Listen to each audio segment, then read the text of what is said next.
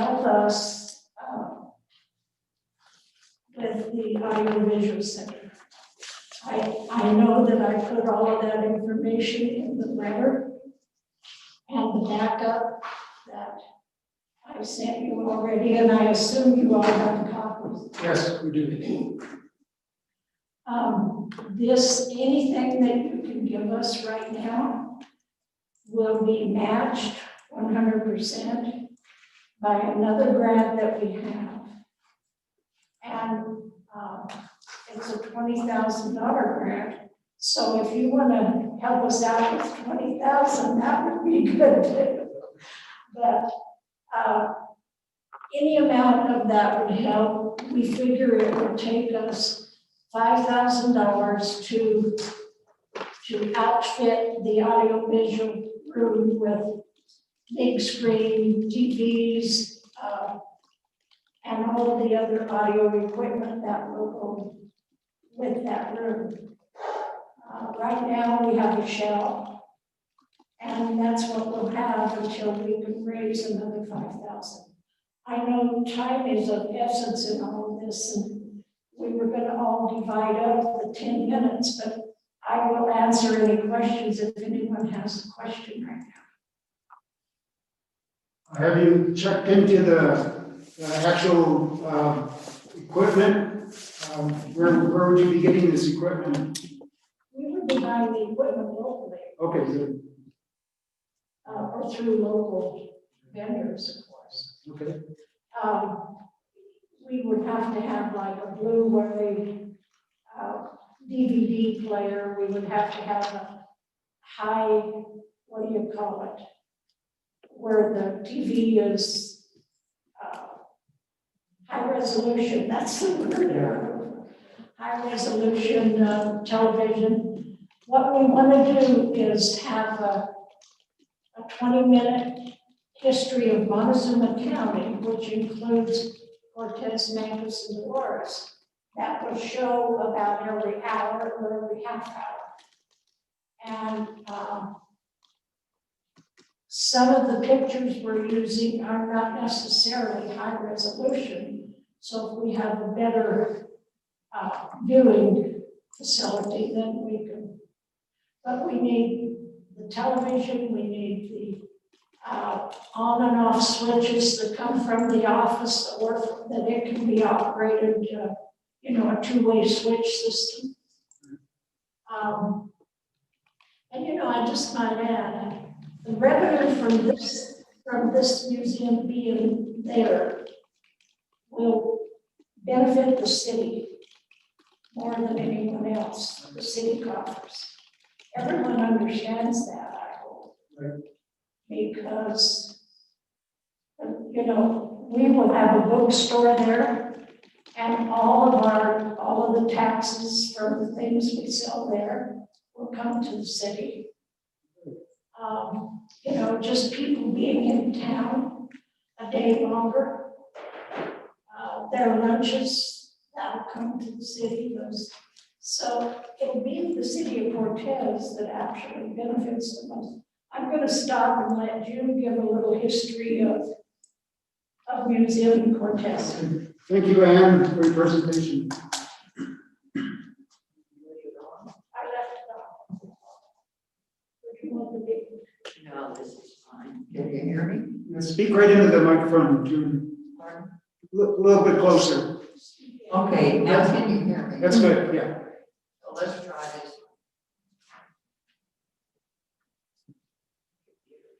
It's on. Now can you hear me? Yes. This is much better for me. Okay. I just want to bring you all up to date about a museum. It was 64 years ago when the city of Cortez helped start a museum. They had several committees at that time, and they had a committee called the Bootstrap, Operation Bootstrap.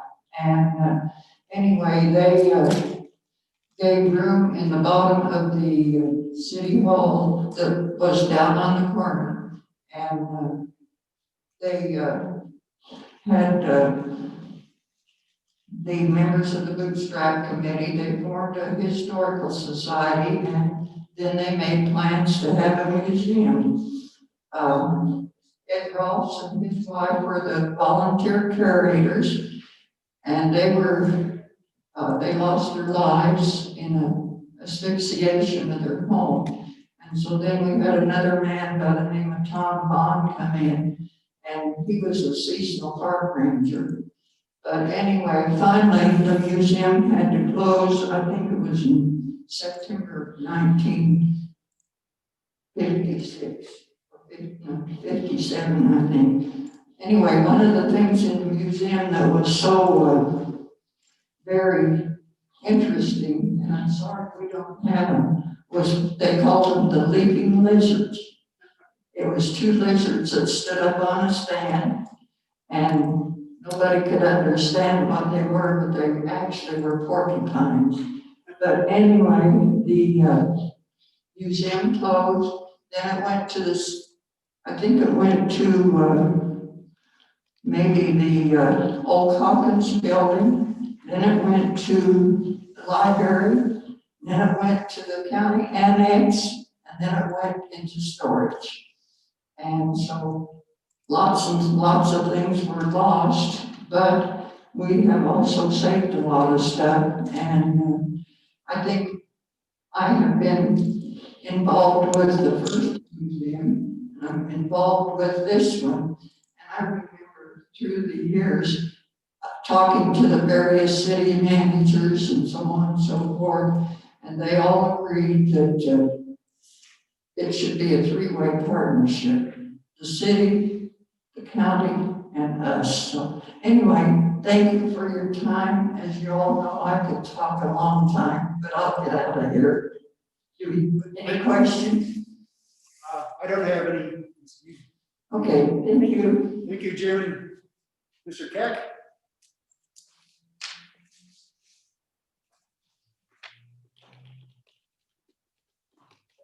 My name is Joe Keck. I live at, Closer. my name is Joe Keck. I live at 2121 Platte Place here in Cortez. I want to thank the mayor and council for considering our request. This $5,000 is going to probably leverage about $395,000 in the total cost of the project. We're very close to getting a lot closer to being there. We do have to raise some additional funding. We are a nonprofit business, and I think you folks are receiving some CARES Act funding, and I think we probably qualify under that. I've read about museums being very big business, and we're going to be selling, some products there. So I think, hopefully that would something that might be make us eligible. I'm really supportive of this because we'll have our own county-wide museum that will also include the Ute tribe information, and it's another attraction in downtown. We think it's a heck of a return on investment for the city to have a nonprofit organization raise as much money as we're raising to create another tourist drawing event for our area. I think it's one of the folks who come into the museum, the visitor center here. I think museums are right up close to the top in terms of people asking information about what can we do and what kind of, do you have any museums here that we can visit? Since tourism is such a big part of our economy, it's where the city doesn't have to go out and do this on its own, but it can leverage a lot of return on investment through the nonprofit, through the Montezuma Historical Society. Thank you very much. You're welcome. Thank you, Mr. Keck. And thank you, Museum Board. Appreciate your presentation, and we'll definitely be looking into this. Any other questions or comments from council? Anyone on Zoom? Questions? I don't have any. Okay, thank you. Okay. John will wipe down the podium. Our next item on the agenda is the Mesa Verde Country Update by Executive Director Kelly Kirkpatrick. Hi, thank you, everyone. So I am going to present a PowerPoint presentation, so give me just a minute and I'll get that shared with you. Can you see that?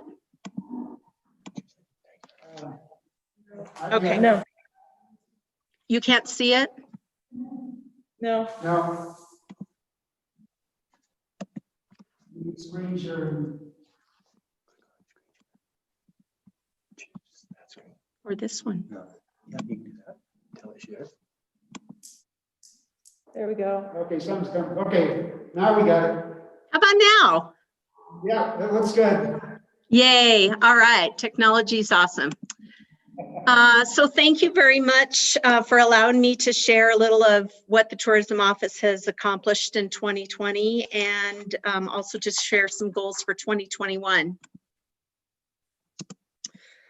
Our mission at the Tourism Office is to increase visitation without sacrificing the essence of our community for our residents. And we strive to preserve our heritage, our outdoor resources, and thoughtfully promote our tourism assets. Visitors now more than ever want to experience connection to a place. All destination marketing is inviting someone into our home with our stories, storytelling, and with gorgeous views like this one, vast public lands and a rich cultural heritage, it's easy to see why our corner of Colorado is a popular vacation destination. So we tell that story using inspirational photos, video. We use digital and social platforms, public relations, and printed tools such as brochures, travel guides, newsletters. We were seeing huge success in each of these channels, and our engagement with tourists had increased 49% by year-end 2019. So telling our story of the most unique asset that we hold in our county, that of an ancient people who left mysterious villages, has reached as many as 400,000 followers with a co-op with the state. And actually that co-op remains one of the most clicked through banner ads in Colorado.com. So I'm going to try and play a video for you.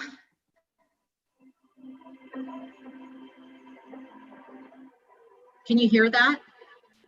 Yes. Or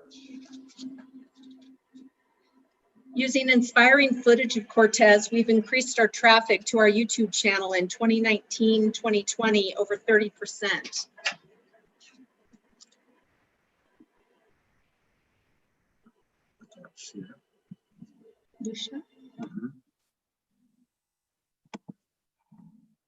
Share computer sound. Yeah, share. Yeah, start it again.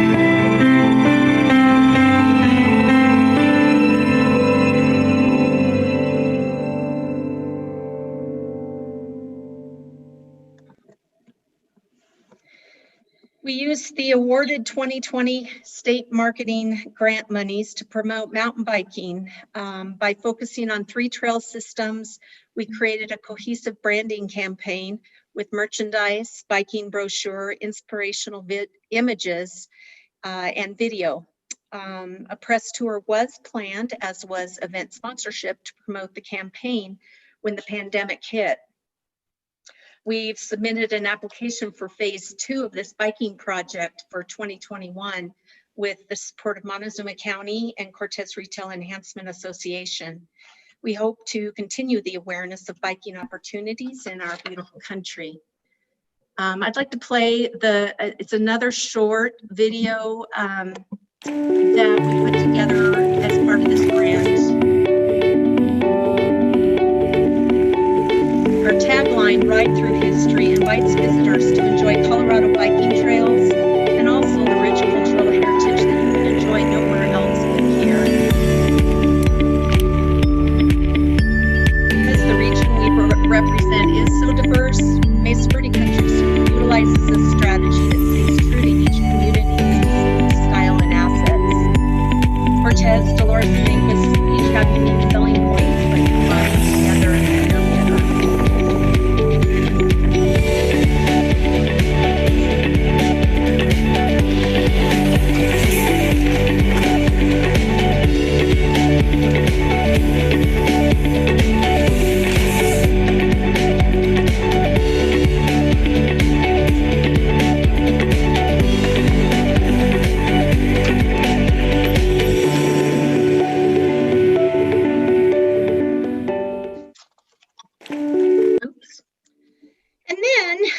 COVID-19 has affected Cortez and the rest of the tourism industry in unprecedented ways.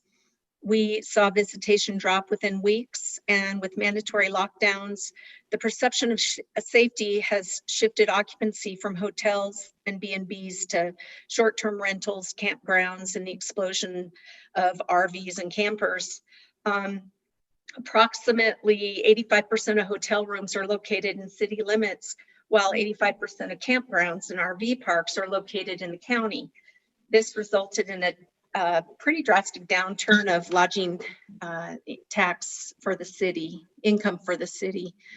International and domestic travel dried up overnight, and the visitors we did see were coming from a 2 to 4 hour drive rather than 6, 8, or fly markets. And then we also saw people from neighboring states. We immediately shut down international and domestic marketing. We focused on shoring up our local friends and business partners. Where first quarter 2020 began with launching global PR campaigns, participating in international and domestic travel and trade shows, hosting media and placing ad buys for 2020. Second and third quarters focused on a very localized perspective, hosting tourism partner meetings, attending local economic think tank sessions, and maintaining state contact via Zoom. We felt sharing resources and assisting with assets such as photography, social media, and marketing time with interested partners would best help our neighbors weather the fallout. We shared thermometers, sanitizer, masks, whatever else we could. When our budget was cut by the city, we did make some hard decisions. We cut staff, eliminated all international and domestic advertising, and refocused resources to local and regional messaging. We started with a safer at home message. We transitioned to the messaging of visit with safety, following the direction of the state of Colorado. And when it was comfortable for our residents, we resumed sensitive messaging to wear masks, respect social distancing, and follow the Colorado rules of visiting our beautiful state. We launched a lodging incentive promotion using Cortez Cash, which has seen great success. We've converted visitors who are planning on lodging in other locations like Durango, decide to stay in Cortez for a $50 incentive. We went on Montezuma local TV and paid for 7 additional partners to also tell their story via this medium. A survey of our hotels showed that the impact of zero international tourism visits will very likely have serious ramifications. But unfortunately, we won't see this market returning until fall of 2021 or even later. So why is tourism so important to Cortez? In Colorado last year alone, almost 1 million visits came from other countries, and domestic numbers count a whopping 84.7 million visitors to Colorado. Tourism accounts for 15% of the overall jobs in Montezuma County. And so, as you can see from these numbers, the amount of income generated by visitors has a large spread between Colorado and Mesa Verde country, where you see the average spend per person, domestic visitor, their average spend per person is $538. Internationally, an international visitor will spend $1,763, and we capture at $314 per person. So we do expect this to drop pretty significantly with international travel slow to recover in the next 2 years. In 2019, though, we had 257,000 visits to our website, and Mesa Verde National Park also saw 552,000 visitors. So people do want to visit. We just need to be able to continue telling them that we're open for business, we are safe, and there's plenty to see and do in Mesa Verde country.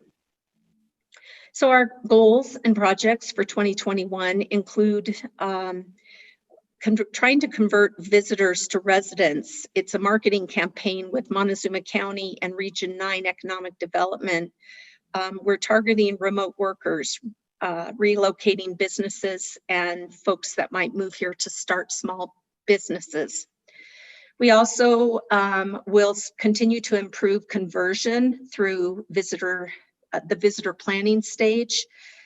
We do that through our proven marketing channels, such digital, social media, and we'll just continue to promote Mesa Verde country. We also will continue increasing our visibility in our marketing channels. We believe that this is an important way to reach our visitors, even in the midst of the pandemic. And we'll do this by increasing the number of itineraries that we present to folks. We already have numerous itineraries, cultural itineraries, biking itineraries, food and beverage itineraries, but we'll continue to promote those as our marketing strategy. Finally, I just kind of want to recognize the partnerships that we have with other people around the state and around our region. We couldn't do what we do without the collaboration between some key partners. We'll continue to do that in 2021. But I personally couldn't have survived the task of representing tourism in this county in 2020 without the help of the city council members who serve on our board, on our Mesa Verde Country Tourism Board, advising, directing, and advocating for our tourism organization. Excuse me. I really appreciate you guys. I also appreciate the dedication and assistance of the city manager and the city of Cortez as a whole, who believes that tourism is an important economic component of a vibrant community. So thank you. I appreciate your time. And do you have any questions?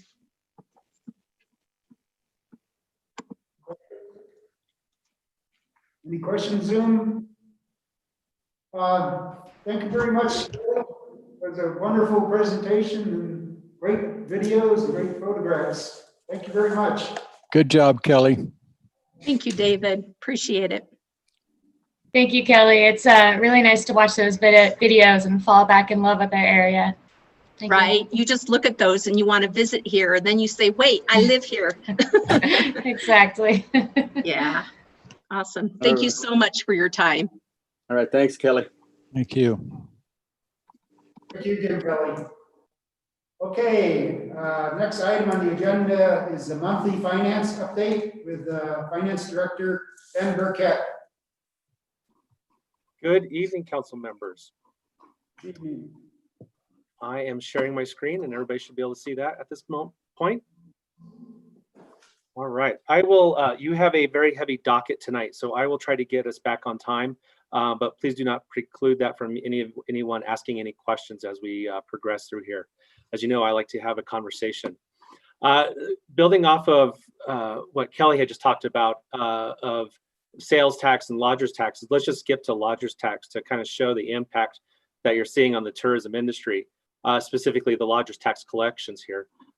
We are updated for collections through September on this sheet.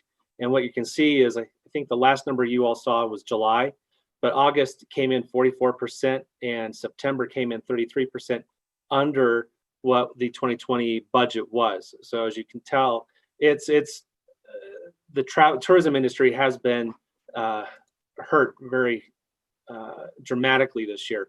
And unfortunately, probably unproportionally, depending on what vendor and what your business is. On the other hand, though, sales tax collections have been phenomenal. 2 months in a row, August to September, we are showing very strong sales tax returns, which is a really, really nice surprise. Asked any of us several months ago, would we be seeing this? No. Absolutely hope the trend continues for the rest of the year and of course into next year. But as you all know, we are planning for a decrease just more out of abundance of caution. But to give you an idea there, September 18% up from the 2020 budget. So let's hope that keeps going. We will see that then moving over to the financial report. And I'm going to apologize here. The financial report, I actually noticed when I submitted the financial report the other day, there was an odd number in there. It wasn't looking quite right. So I had to go find out what was going on and I updated it. So I have an updated version here, but it's not explain the differences to you. But because of time, I'm going to try and focus just mainly on the general fund. All right. I'll quickly touch here. As you can see, on a cash basis, we're doing just fine. We're covering all expenditures based off the revenues that are coming in. We have sufficient cash and investments on hand. So looking at the general fund here, and again, this is probably what we're focused on tonight. That's about it. Is I believe the packet that you have shows there is the 2020 total deficit is about 900, or excuse me, surplus is about 900,000. The real surplus is about 1.6 million is what where we're at actuals to date through September. Okay. The difference between your numbers and my numbers is what I realized was, if you remember in July, the intergovernmental charge that the city charges for services like finance, HR, city manager that we charge to the other departments, so their funds, was not in the actual budget template that I had used. So I've updated it to make sure we have include that. And it's about $530,000. So that's really the main difference between what you have in your packet versus what I have right here. And just so you're aware, I will post on our website the updated packet at the end of the tomorrow or the next day. Are there any? Ben, this is Rachel. Yeah. I have questions then. So then that change in number, is that going to affect a lot of the numbers in this packet? It'll affect affect two numbers in the general fund revenue. In the general fund. The first will be the revenues. The revenues will be higher, and because the revenues are higher, the net change in position or the surplus at this point is higher. And I'll point that out. I have a couple items just to help point out and say, well, why are we so high, right? Because we were not budgeting this, we were not projecting this, especially with the COVID that we were showing just before. I put it down to two reasons. One is, as we just saw, sales tax revenues are coming in incredibly well. And I'm just going to skip down to the sales tax graph here, just to give you an idea. On page 12 is what I'm looking at. And what you can see is our revenues are coming in quite a bit higher than what was projected. That's a big reason why that surplus is fairly large. The other reason is, as the city manager took to council back in April, a delay of expenses and a discontinuing of some expenses because we didn't know what the full impact of COVID was. The departments are managing their expenses as we go through the year. So that's kind of the other reason why, okay? And if you remember back in April, what the city manager had asked was a $900,000 decrease in expenses. So if you look at the 1.6 million, 900,000 of that might be that ask that the city manager had in the departments, and the departments are following through with that. And we can see that when we look at the department expenditures by department year to date, okay? And if I look over here on the far right-hand side, what we have is the by department, the year-to-date actuals, and then the prior year-to-date actuals to give you kind of an idea where things were at this time last year. And what you'll notice is there's several large differences. One is the inter-fund services provided. Okay, part of that is we have not fully charged for all the services that the city paid for. It's just a timing issue. So we'll have about 360,000 coming in that we expect, and that's related to dispatch services, the city paying our portion of that. The other is, you see library, it's down about 35% compared to this time last year. A main reason for that is because we went a good chunk of the year so far without a library director until I think it was June. A couple other areas that you can point out, police is down a little bit, and I would put that because we didn't have a police chief until June as well. Parks and Recreation, they're down quite a bit when you compare this time to last year, about $412,000. I would expect most of that is because of the decrease of personnel, part-time and seasonal personnel at the various through the various programs and the facilities that we have, so that the city provides. As we look at, to give you another view to say, okay, where are we reducing costs? Where have costs been reduced? If we look by major line item, this is where we see on page 7, you'll see a reduction of costs. So 10% or 9% reduction in personnel service costs this year compared to last. There's a big chunk. And that's part of the reason why I believe you see the 1.6 million surplus we're talking that is coming, that's on your agenda later tonight to reinstate the merit increases going back to April. So as you can see, we have room sufficient to cover the retro pay for that. Other areas, of course, you can see, the materials and supplies, and then the capital outlay. I already alluded to the intergovernmental expense. So departments are managing their expenses fairly well. So with that, I'll leave it. Are there any questions at this point in time then? Or anything you'd like to have clarification? And I'll just. Well, I'll let someone else go first, but I have a lot of questions. No worries. And while someone's comment, while you're thinking about your questions, I've just left the screen on the marijuana tax receipts by month to give you an idea of the marijuana collections related to sales tax, and then also the state tax collections, which is the dark blue. Just to give you an idea. That's really high. It is. Very high, man. Right. I don't hear any other questions. So Councilwoman Medina, would you like to ask yours? Yeah, can you go to page 6? So it looks like it's the monthly budget versus actuals. Mm-hmm. But yeah, and then it looks like my numbers don't really match yours. That's right. As I mentioned, I updated the revenues primarily. There's some other expenditure, I believe, items that I just double checked to make sure they weren't being missed as well. So you could have a little difference there.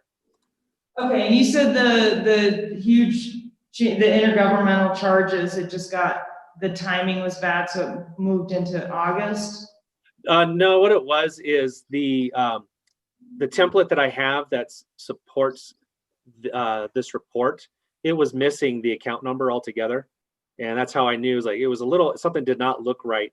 So I went back and looked at the detail, and it was about the 530-odd thousand. Okay. And then you said page 7, the personnel difference from, month to the last year's month was 9%? Because 9%. mine says 142%. Maybe it's I can't explain that one, sorry. I will double check the templates. Okay, I have noticed when I save this document as a PDF, some weird things happen. And I think it's because all these this table that you see is linked to an underlying Excel workbook that all I can guess is something odd is happening. okay, and you're gonna email us this updated? Yeah, spread- I will email it, and I also post the most recent one onto the city's website every month under the financial transparency section. Okay, One thing Thank you're welcome. One thing something I didn't address, but I will address quickly is the expenses that you see also include any monies that the city has expended related to COVID relief purchases. And it's about, I had the number. The number I believe was about 180,000 that we have incurred to date. 189,000 is what we have incurred. That will be, hopefully most of that will be reimbursed through the CARES Relief Act. So once we receive these relief funds, it'll offset these expenses so that surplus can grow a little bit larger. To date, what we have submitted is $71,000 worth of expenses for reimbursement. And that's just going through the process. And just so you're aware, from what I understand, there are 4 reviews at the state level that have to happen with each level having approval before funds are reimbursed.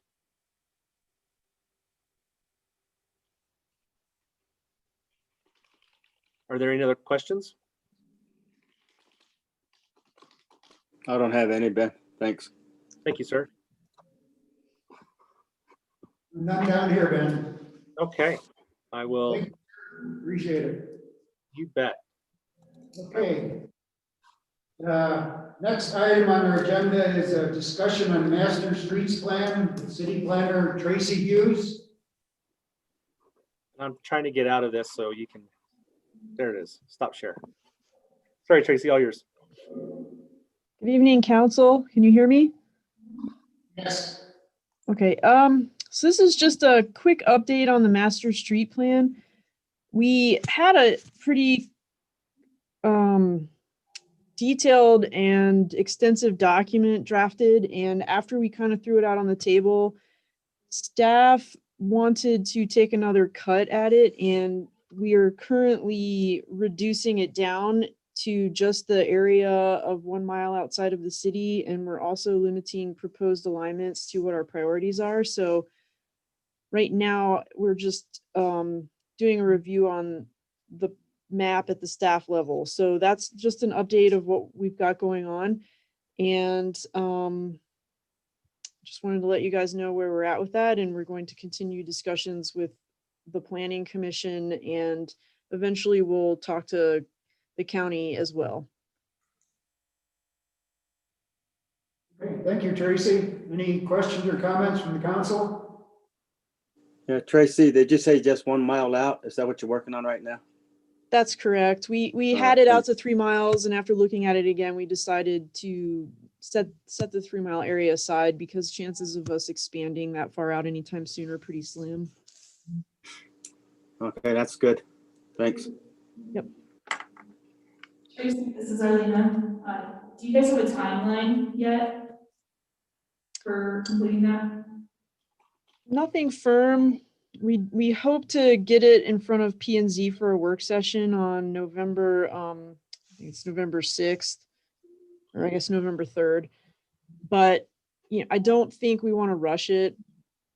So it might go out a little farther than that. Thank you.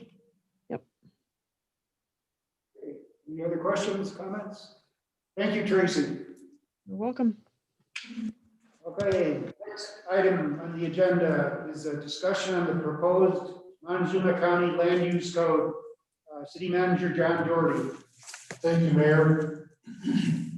Before you guys will meet again, the county is taking up their proposed land use code. So I asked Tracy to, I guess, give you some talking points or some thought points that she thought you should be paying attention to in particular. And so she presented that. And this is just so you guys can discuss anything there or beyond that you wanted to, and give staff direction on if you want us to take anything back to the County Board of Commissioners. Tracy, do you have anything to add? I don't. I think everything is in the packet, so I think we'll leave it to council to discuss, right?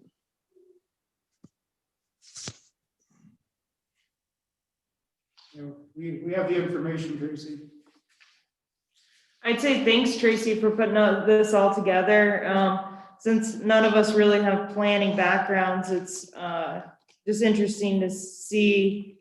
You know, I wouldn't have thought about 3 acres is probably easier to deal with than 1 acres, trying to incorporate that into like city style stuff.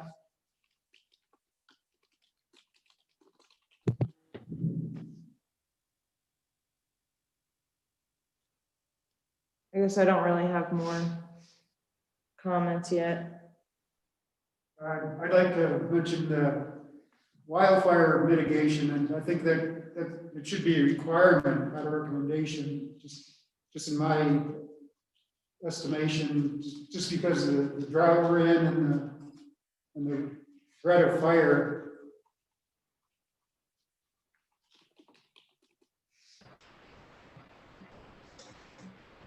Any comments, council? Zoom? I don't have any more. I was just glad to see we're just going to mile out. So on that part, so. And also on that 3-acre parcels instead of the 1 acre. So, Mr. Mayor, are you wanting John to take that to the county commissioners then? I will assign it to staff if that is the consensus of the council, at least 4 of you.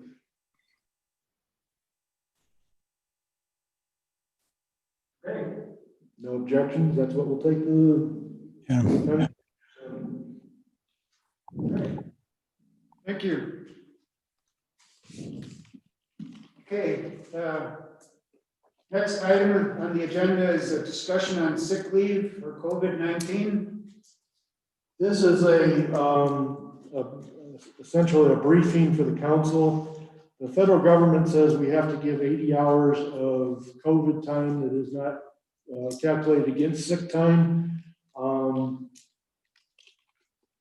I guess my request is that we put a cap on it of the city would match, and the cap would be 160 hours before it goes into the employee's sick time. And on top of that, I would request council's approval to change the personnel manual slightly to include a section that if an employee uses if you go along with the cap of 160 hours, that the city would allow employees to contribute to a COVID bucket for those employees who get it and go beyond the 160 hours. We do have some positions that seem to be more susceptible to it.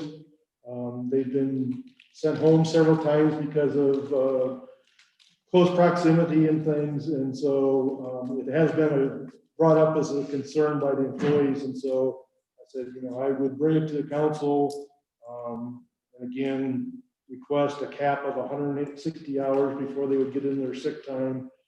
And then also allow for the employees to contribute to a COVID bucket that would be used strictly for employees who use up their 160 hours and still have to be off sick. I'm good with that.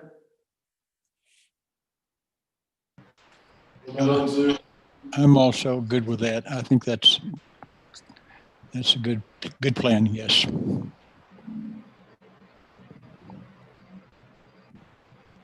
Councilmember Lazaro and Huggins?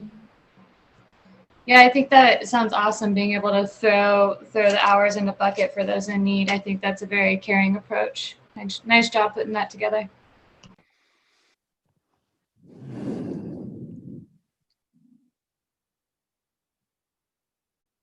Lucero, do you have a comment? No, I was gonna say, I'm for it. Anything we can help on behalf of the employees and everything, I'm for it. Okay, thank you. Selena? You good? Okay. I think we're good. Thank you. Thank you. Okay, next item on the agenda is discussion on the remaining CARES Act funding. This memo is included in council agenda item 6F. Yes, sir. We are gonna, this week I approved a little more expenditure out of this CARES Act funding. But it would appear that we're gonna have somewhere between $100,000 and $200,000 left in that fund that we, as hard as we try, we cannot spend it fast enough.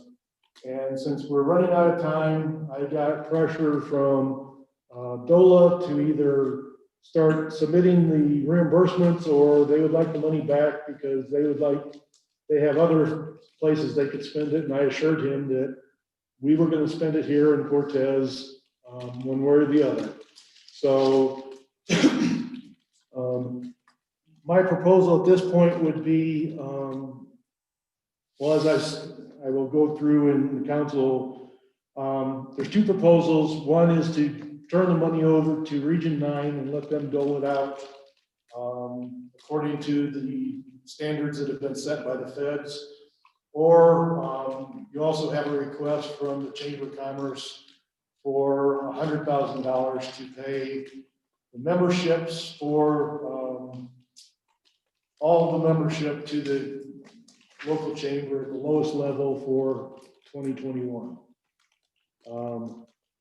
My only concern with that is that the stipulation is the money has to be spent this year, not only by us, but by whoever we give it to.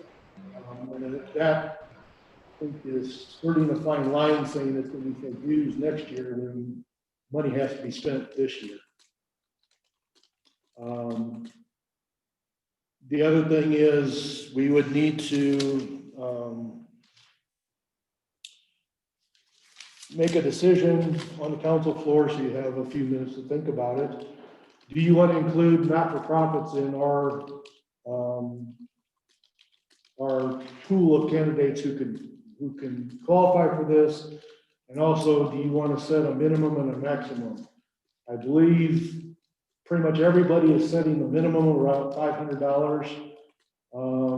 I believe Mancus, the maximum is $5,000. I think the county is $10,000.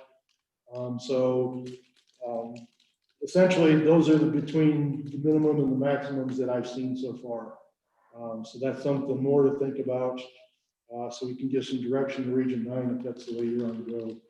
And the max, if you wanted to say, if the chamber qualifies, then they can go to, if you want to say 100,000 for just that particular one. But that's something that you guys can think about. We'll discuss further when we have it up for on the council agenda. John, I have a question, John. Go ahead. Go for it. Go for it, David. Okay. Regarding the first part and regarding the chamber, could we not put a caveat in the proposal that this money has to be spent and maybe in a certain period of time? Would that be asking too much? Well, Region 9 is well aware of what the timeline for the federal government is. It sounded to me like DOLA was trying to move it earlier, but the Fed said December 31st, and that's what, we're gonna try and get it done as early as possible, get all the money out, but we may go right up to that date. Okay.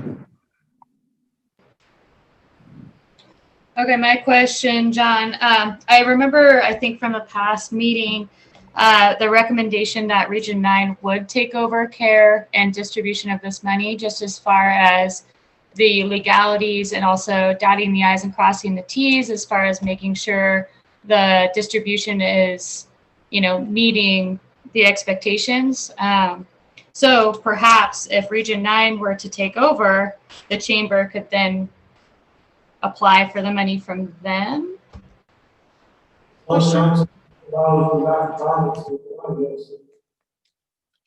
And a no limit on what they can ask for. That's council, yes. Yeah, okay. This gets us back to that discussion. Mike, Sure, your Mike. microphone. It's on. Speak, talk closer. This gets us back to the discussion we had about giving your money to other people and what responsibility you would have to make sure it was used properly. So giving it to Region 9 might not let you off the hook for managing that money. You might be responsible to I don't know what the pecking order is, chain of command. And so that makes me a little nervous handing it off to somebody and letting them do what they want with it. If it was given to you, you're sort of responsible for it. I want some sort of document that absolved us of any responsibility before I gave it to Region 9. And I don't know where that document would have to come from, the county or Region 9 or DOLA, because I gotta admit, I don't really understand the sources and the rules and regulations on top of this. And the thing with the chamber, was that to pay chamber member dues, or what was that to do? It's my understanding to pay chamber member dues for 2021. Basic question, is it COVID related? I don't know. I mean, the other COVID related things seem to go for supplies, physical improvements, things that you need to fight COVID. Okay, I need to be a chamber member because there's benefits, or, well, you don't need to be a chamber member for COVID. So, I don't know. When are we doing the grants that we give out every year, the 30,000? Talked to Debbie today about that. We're planning on doing it in November. You might do an addendum to your grant proposal request and take some of the COVID money and put it there and make them prove up to you that it's COVID related. In other words, and I'm going to throw this out as an example, and it's not because I like these people or I think they need it, but just say the Pinion Project wanted to buy $20,000 worth of masks for its participants. The Treehouse needed to buy $10,000 worth of masks for the kids and the parents or something. That's pretty COVID related, and you could have a bill produced to you that was you paid for. In other words, you just didn't give them the money. And so that is a mechanism we already have in place. We don't have to reinvent the wheel. We just suddenly have a bigger pot of money. And if you've got 100 to 200,000, it could be a substantial pot. I'm not suggesting all of it, but that may be a way to get something. I'm just paying chamber dues with COVID money. Some of you think I'm pretty free form thinking and can get after it, but that one's a stretch for me. I'm just gonna be right there with you. That's a legal stretch.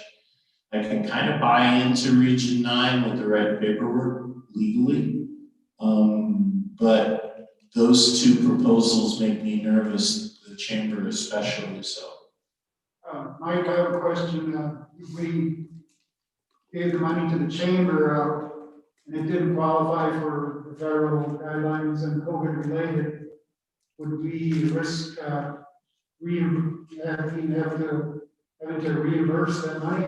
That's an extreme possibility. Nobody really knows how this is all working. But the new recent, for example, the most recent health department order has language in it that says if a county doesn't comply with the health department order, they may forfeit some, I forget what the exact words are, but there's some COVID relief money that they may have to pay back or not get or whatever. So enforcement is starting. And so I'm gonna say it's better than 50-50. The general fund might have to kick that $100 grand back into the kitty at the state level or the county level. And that was a long-winded answer, but Yeah, so there's a risk with the Chamber of Commerce and Region 9 in terms of reimbursing. you know, when they get around to auditing this, if they get around to it, this could be a surprise sleeper a year from now. And, you know, I don't know that it's gonna be immediate, so that's why I'm being a little more cautious. Thank you. It sounds like other communities are relying on Region 9 and most likely have contracts with them to alleviate liability. And I feel like it's a trusted entity in our region. I don't have the same experience or the same feelings about Region 9. And then I don't know, it's an easy place to go, and when DOLA is telling you maybe it should go there, I'm nervous about that. Is that your legal opinion then? Yeah, Okay. I'm nervous putting somebody else in charge of something we signed off on and are responsible to at least one or two more entities for. Like I said, if we can get something that absolves us from any responsibility for the money to give it to Region 9, that's fine. But I really don't want to come back to council a year from now and say, I got a letter, guys, that says we got to cough up $100 grand because Region 9 gave it to the wrong people for the wrong purpose. And I'm skeptical, man. I'm just very skeptical. So is that document something that you can develop? If they'll sign it. Yeah, Can we you have that could, conversation with them? we could. Yeah, I wouldn't feel comfortable either giving it to, handing it over to Region 9 myself. I mean, we can see if we can find another option, but if Region 9's already handling a bunch of other people's money already in other towns and cities, I don't feel comfortable with Region 9 handing it over. I agree with you there, Mike. I don't know that it's gonna be used in Cortez, since we're giving $100,000 to Archuleta County. We're giving, or whatever's left is going to another region. I'd really like to work on trying to find a way to use it in Cortez. If I'm gonna stretch it, I'd like to stretch it, the definition for a Cortez benefit, not somebody outside the county even. And that Region 9 is what, 9 counties, 6 counties? So we don't know where it's going. Well, thank you, Mr. Green. That was a great clarifier on the Region 9. If we could circle back on the $100,000 ask from the chambers, what's the plan of action for them justifying that the CARES Act should go towards chambers dues? John, are you reaching out on that, or?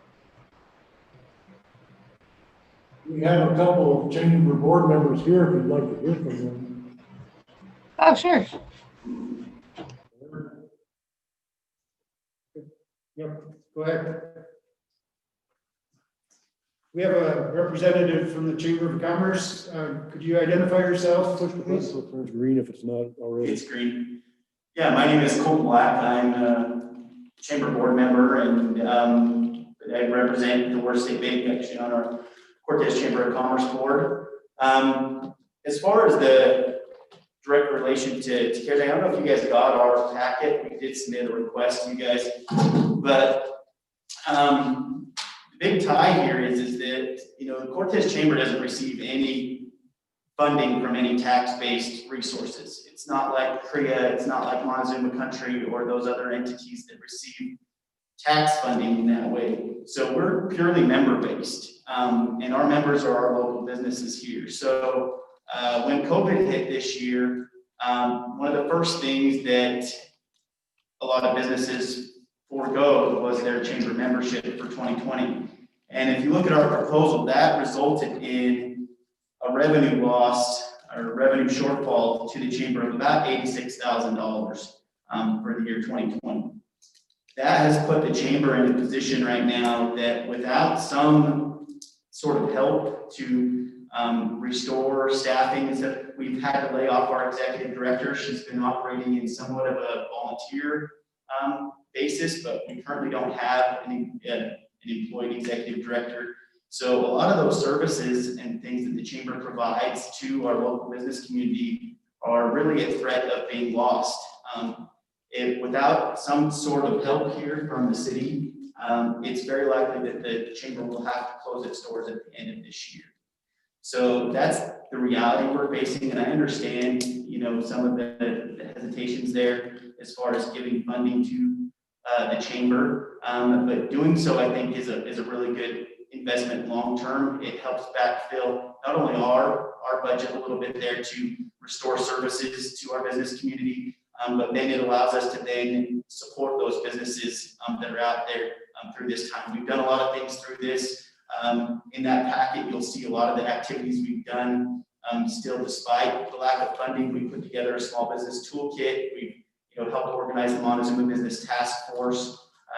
We've done a shop local Montezuma project. There's been a lot of things that we've still engaged in and done and supported businesses even throughout all this, and we still have a lot more to do.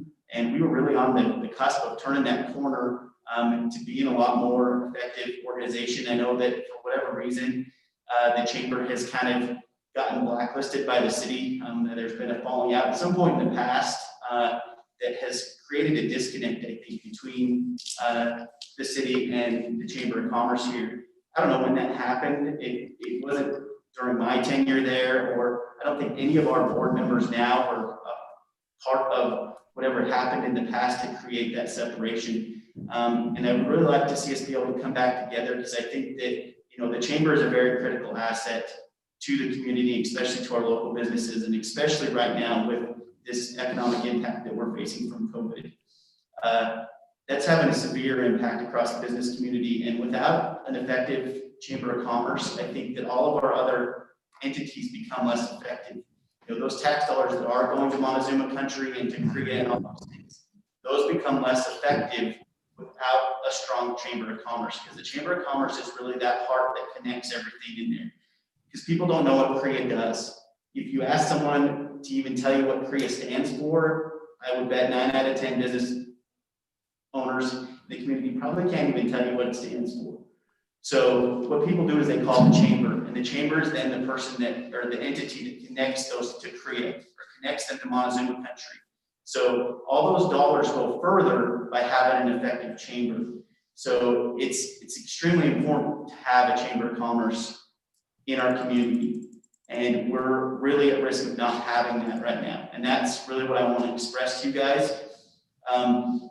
And it has had, COVID has had a major economic impact on our ability to sustain operations. And that's where we believe it's COVID tied. The city of Mancos has already actually done exactly what we're requesting. They have provided chamber memberships for all business license holders in the city of Mancos. So they've already, I think, set precedent there. I don't know what legal, pathways they had to go through to do that, but I believe that we could, the city attorney here could get with their attorney and figure out what they had to do to accomplish what they've already done over there.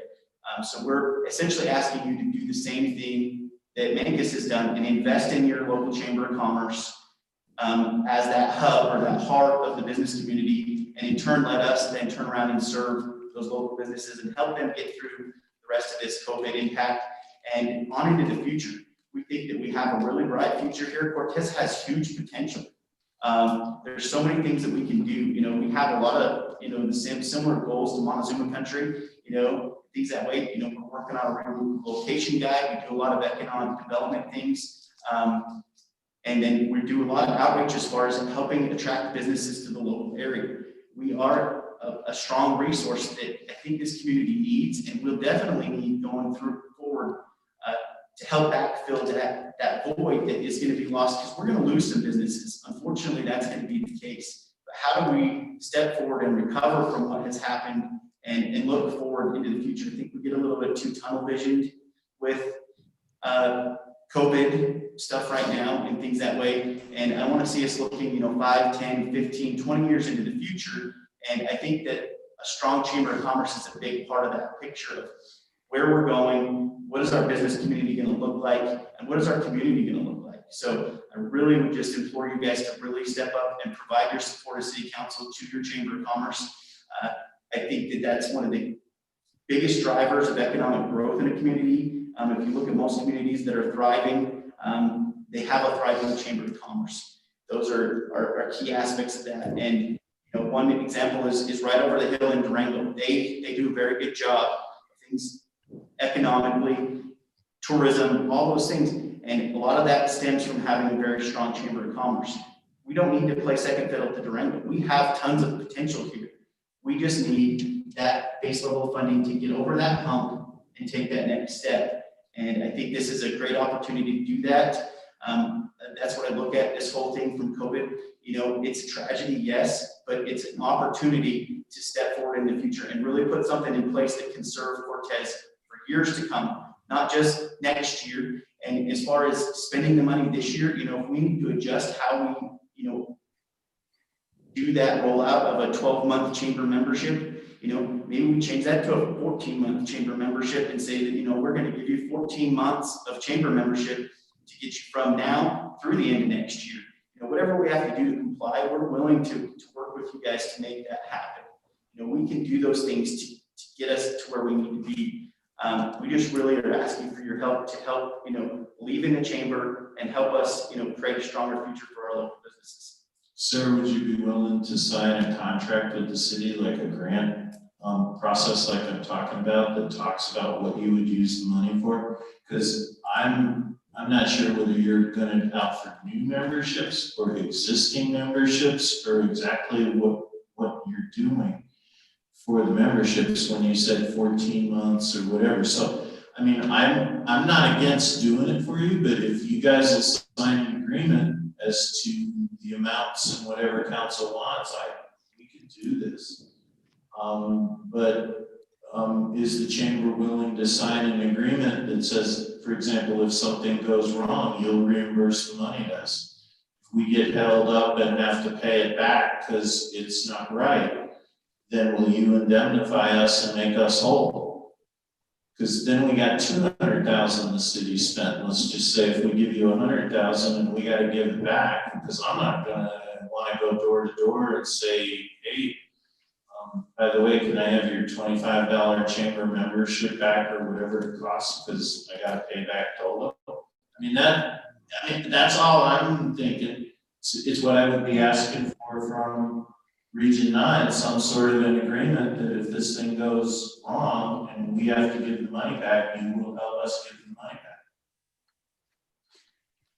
That's something we have to discuss, but with our current financial position, I don't know that that's something that we commit to, because like I say, we're at the point of basically at the verge of insolvency due to the current shortfall.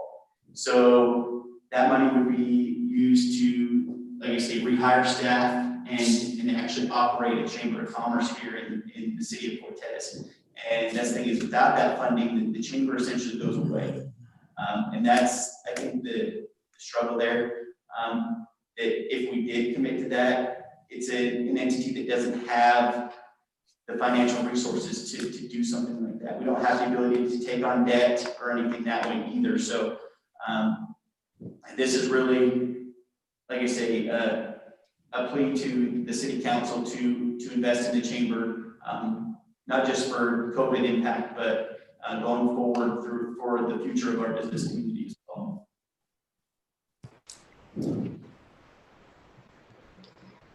Well, thanks for Oh. coming in tonight and speaking to us. It helps to have a little bit behind this. Just looking at the numbers, the ask is 100K. The year-to-date shortfall is 86,408. So what is the plan for the extra $13,592? So if you look at our budget for 2021, that's where that comes into play. So that was based on our current renewal rate for 2020 and the number of businesses that we have currently at the roll on our rolls that have renewed within the past 3 years. So, but looking forward, you know, in our projections for the next few years, we believe that we could add between 50 and 60 additional businesses per year. So that changes our budget for 2021 to about 130,000 in revenue that we believe should come from that. And that's where we're looking at as far as the funding is basically into the 2021 year, because that'll allow us to fund operations into 2021 and provide those resources to our local businesses. So that's where we're really looking. We think that we can survive 2020 here to some extent, but we definitely won't be able to sustain operations going into our next budget year without some sort of help. Okay, and the 50 to 60 new businesses a year, that's adjusted for the COVID economic downturn that's expected? Yeah, and we did a study, and actually we have some numbers from being on that part of that Montezuma Business Task Force, and there are currently about 600 prospective member businesses out there that could be served. We're only asking, our ask is for in membership renewals or new memberships for 400 businesses here in the Cortez area.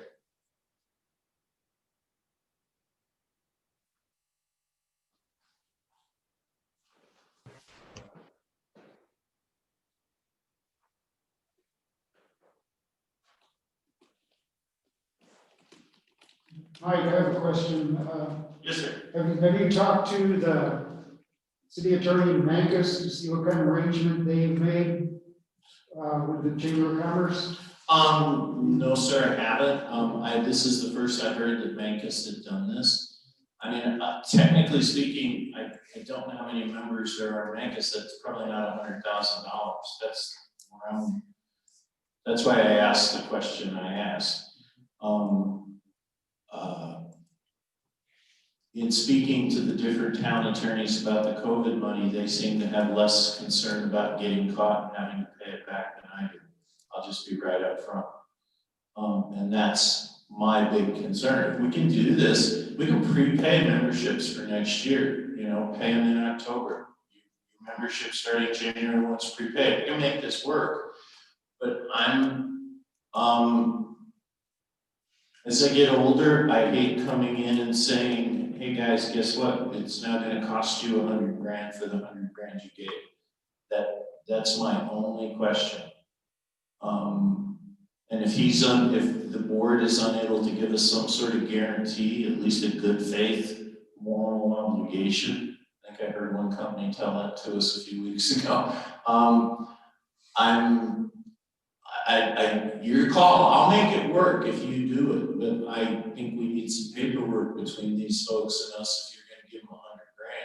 And we're gonna need to ask them to put their thinking caps on and make sure the word COVID is at least twice in every sentence somehow as to how this is COVID related. So we can do that. Pardon? We can do that. We can find a way. If you guys are willing to work with us, we can find a way. We're willing to work with you guys if you're willing to work with us. When you get to the decision-making time, I think that's when we should, get into more of whatever. This is the presentation. I think we're getting a little fielded. We can make it work if that's what you folks want to do, but it may not be as easy or pleasant as the chamber or the city thinks it is, in order to make sure we're covered. My question's for John then. Do we have, say we don't give it to the chamber and we don't give it to Region 9, do we actually have the staff to manage this money and the asks for it? and the responsibility of making sure it's kosher. If we're giving it out 100,000 a pop, probably. If we're breaking this down, we don't have staff to do 10 investigations on whether people match or have the financial papers and the paperwork to show that it was COVID related. I do not have staff for that. Could we contract somebody and use some of the funds to manage those monies? Region 9. In. I mean, real, I'm serious, because they already have done it for Mancus and others. Mancus, Dolores, and the county. So they've already got it set up. They know what they have to do.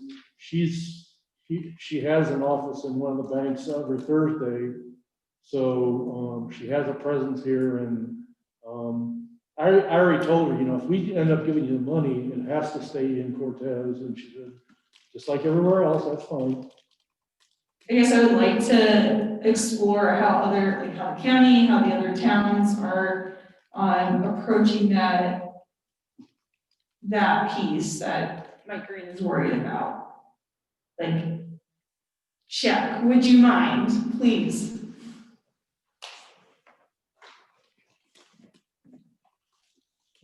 So what the county did is we got our proposals together with Region 9. It would have been nice initially to just say to the businesses, show us the profit and loss statement for the last 3 years and we'll make up whatever's missing in 2020 and call it COVID. But that wasn't good enough. So what we did is we worked with Region 9 and with Patrick Rondinelli and DOLA to make sure that the agreements that we had in place with Region 9 were going to fit the requirements that DOLA is placing on the money. We got all that up front. We have the agreement from the county, between the county and Region 9.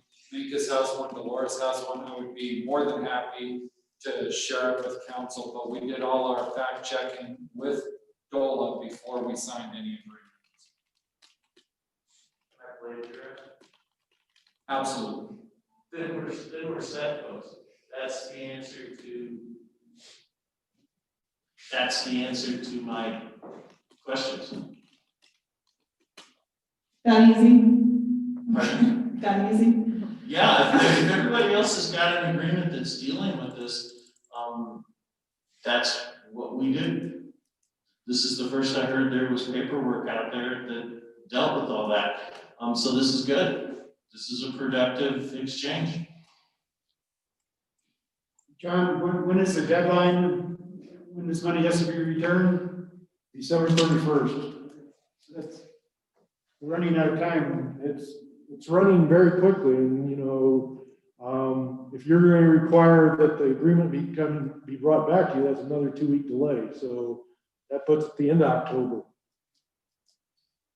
And I assume Region 9 uses some guideline, or they know the guideline on what would qualify. Can we, even if we don't use them with the money, can we ask for their help on whether the Chambers Act qualifies? I'm sure she would help, yes. Okay. Because if we do go through Region 9, they do take 5%. She said, depending on the amount, it would be between 1,000 and 5,000.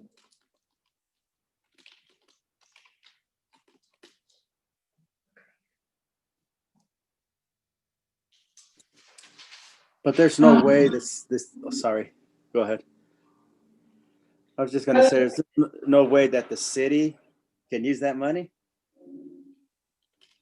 We've spent probably, if there's 200 left, we've spent 500 and some thousand. Yeah, because I was just wondering if we could look and see what could benefit the city stuff first before we pass around the money. We've been doing that for months now. Okay. I was just double checking. Thanks. I just wanted to say, like, acknowledge the work that the chamber does. But for me, it feels inappropriate to pay the wages of three folks for the chamber. And for, like, just to provide membership fees feels feels kind of unfair when we don't even know if those businesses will last through the winter. We want to make sure that they stick around as long as possible. So I hope that the other avenue works, but that's just my 2 cents for it. But again, I respect the work that the chamber does, but it just feels wrong. Mayor, this is running into the next item, and this is on the council's agenda for further discussion, so if you want to move along Yeah. to stay on schedule. Yeah, we'll address this in the regular session. We do appreciate the Chamber of Commerce, and but we just have to make the right decision that doesn't hurt the city. We don't want to have to reimburse or return the money after we give it out. So, yeah, thank you for your presentation. Appreciate it. We're running a little bit late. We're going to have a discussion on trick or treating this year. This was on there simply for discussion purposes, because I don't know, even if council said there is no trick or treating, that we can necessarily stop it.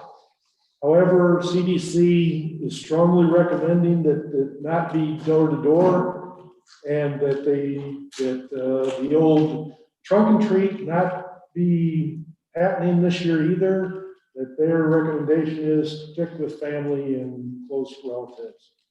But if that's what council wants to recommend, like I said, I don't know that if people want to trick or treat that we can necessarily stop it.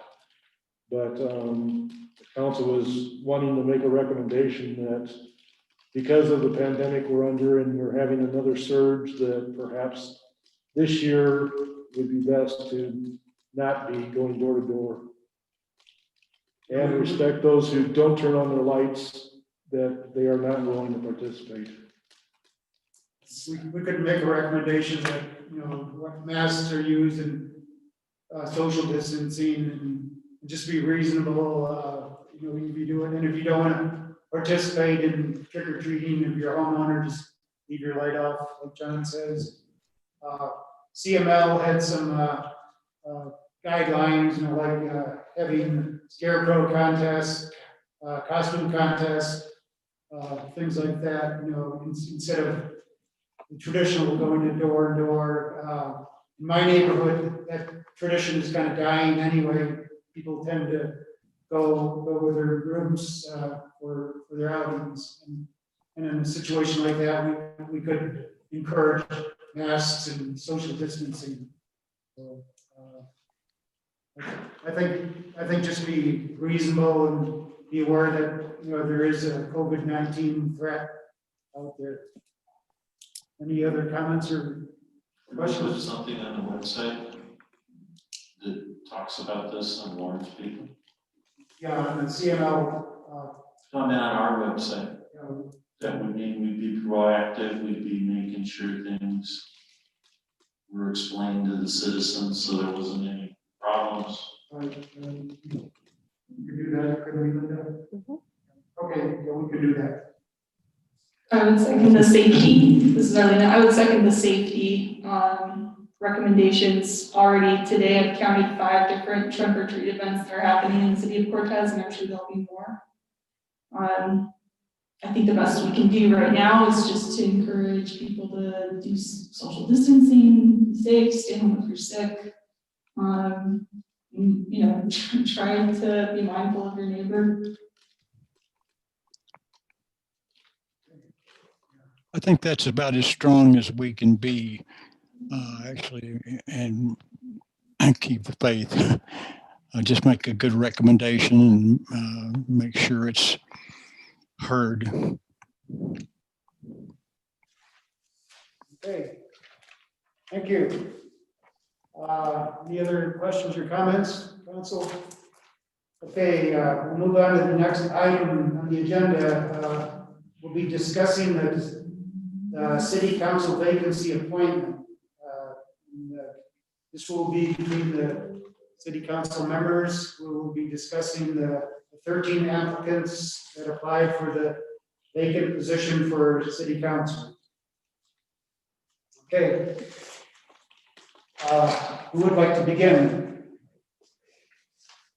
This is Arlene, I'll go. Obviously not gonna name any names and protect the secret ballot. But I just wanted to say that I thought that everyone that showed up had tremendous strengths. Everyone was a really great candidate. And it's also pretty difficult to gauge just how someone might be, how someone might sit on this council, in just the 15-minute discussions that we had. But I just wanted to emphasize a couple of like characteristics that I would hope would be, that I would hope that this person would encompass.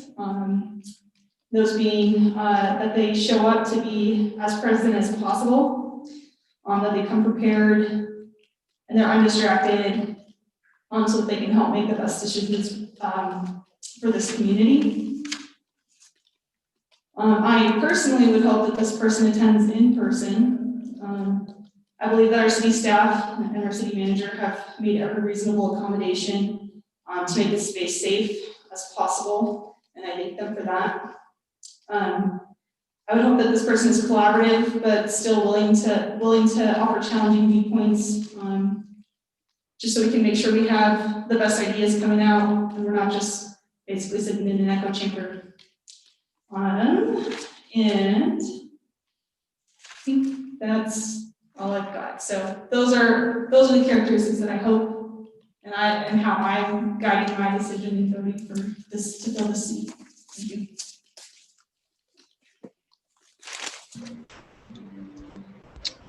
I hear what you're saying, Council Member Yazzie. I feel as a member of the City Council who attends regularly via Zoom, that personally my voice is also heard. I feel that David's voice is heard, that Orly's voice is heard, and I would personally carry forth many of the decisions that you do, but would wish to strike the attendance in person as a requirement.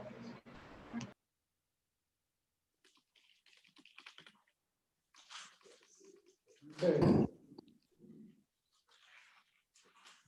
David, do you have any comments? You're muted. Unmute yourself, David. Thank you. As I was saying to myself, but to all of the candidates that stepped up, I would like to say thank you. It means a lot to this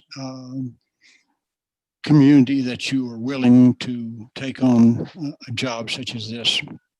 And I would also hope that the candidate of choice would be one who is comfortable working with others who might not share their opinions of everything, and is willing to accept that and work together, because that's what we need. Thank you. See, I'll jump in. It looks like all the candidates will be able to make time to attend the meetings. Some of them have been regularly watching the council meetings. Some have recently started watching because there's a lot going on in the city. Some of the council candidates have had municipal experience, which is a good thing. Some council members candidates have had experience with large budgets, which is very good. See, one candidate was a staff director of human resources and budget administration, and works as a organizational behaviors. She taught that subject. This person would be a good person to be working with the council and other items that would come up on the agendas. Let's see. all the candidates are well qualified. They're all city residents. They've all been here for at least a year. Any other comments? Orly, did you have any comments about the candidates? No, I didn't have any, but I agree. I agree with Amy on her comments. That was good.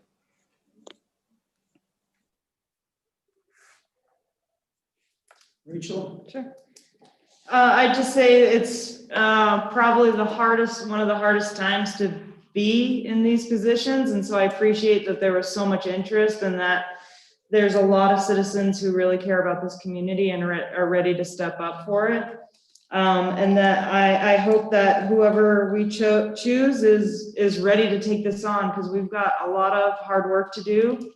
And coming prepared is really important, and I'm really proud of the council we have now, that we're a very engaged council. So I want to expand that. So thank you.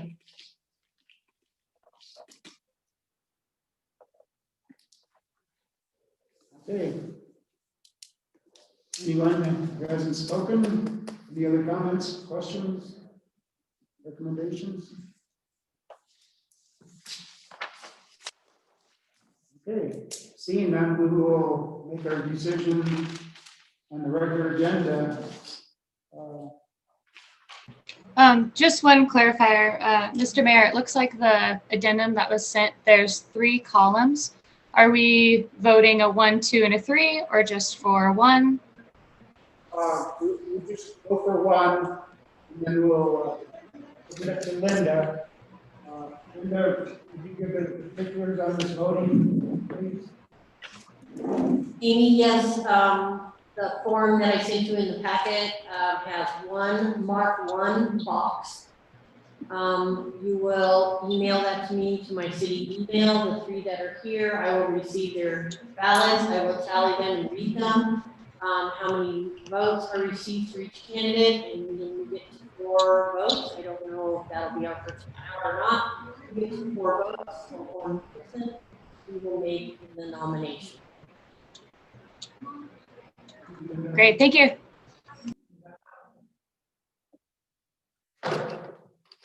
Okay, any other items? Any other Yes, sir. comments? I have a question and it didn't get on the agenda and I needed to get some guidance from council. The hospital district has approached the city for an easement to install a water irrigation line from a head gate located on the Evans property to the north. They need to get an easement to go underneath a wetland, which is in the Gear Nature area. We separate the Evans property. And so what they are looking for is to go from the North Evans property across the marsh, the wetlands, to the Southern Evans property and then down to the hospital. I contacted the Conservancy folks who also have a big stake in this because that's a conservation easement. We have discussed the possibility of boring and sleeving an irrigation line under the wetlands without disturbing them. The hospital district would like to know if they will pay for everything, by the way, so far is what I've been told. But I need to make inquiry of the Conservancy folks as to the trust people what they will allow and not allow, and get some sort of presentation together, even before we get to the granting of the easement, the engineering, whatever is necessary. And I'm looking for permission to do that, or if you don't even want to look at an easement across the property, I'm just trying to get sort of a straw interest or not to do this, and that's all. Is that Evans property, the trails? Keith Evans? Yes, sir. Yeah, and So right now, it's just bicycle trails and hiking trails. Where they would be going is over on the east end of the property, and it's a marshland, swamp, I don't want to use the word swamp, but it's wetlands. And there's cattails and everything in there, so it's obvious. And the preferred method would be boring, not digging a trench with a backhoe and tearing it up. This is not an easy thing to do, but the hospital district wants to pursue that. I don't think we're really using it for anything unless John's got, other than open space and wetlands. If council's okay with me proceeding to get information, you're not committing to get an easement. I mean, the Conservancy people may say no. It's not a shoe-in for this to happen. I'm good with pursuing that option. Okay. Okay. And no Zoom people? Any objections, Zoom people? Okay, see none, okay, go ahead. Okay, I'll proceed and start contacting the Conservancy Trust folks and go from there. Okay. Okay, any other items? Does any of the council members have anything that they want put on a future agenda that they want to talk about tonight? That grease the skids, I guess, to get the council to say, yeah, we want to talk about that some more? Well, I guess I have a few questions, like, where are we with the hydro plant? Yeah, how's that going? We're still waiting on the response from the state regulatory agency. It's been disconnected and we're running water through it. So we account for the water we're taking in, but we're not getting any electrical off of it.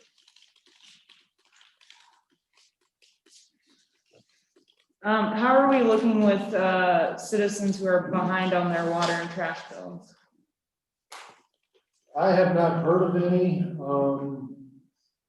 and we are following the governor's orders on what we can and can't do with that stuff. We are tracking it. Those who were behind before this COVID issue, we're not being lenient on them, but anybody who's had problems in between, we're willing to listen and see what we can do to help them out. We've only got a couple of commercial accounts that are rather large that we're actively pursuing. And we'll be going after them.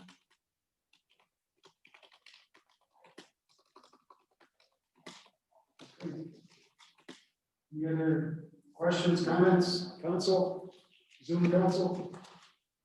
Okay. Nothing at this time. Thank you. Okay, thank you, Amy. David, Orly, you okay? Okay.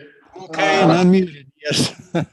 No questions at this time, yeah. So we'll conclude this city council workshop special meeting. I'm going to adjourn it and we'll return to our regular meeting at 7:30.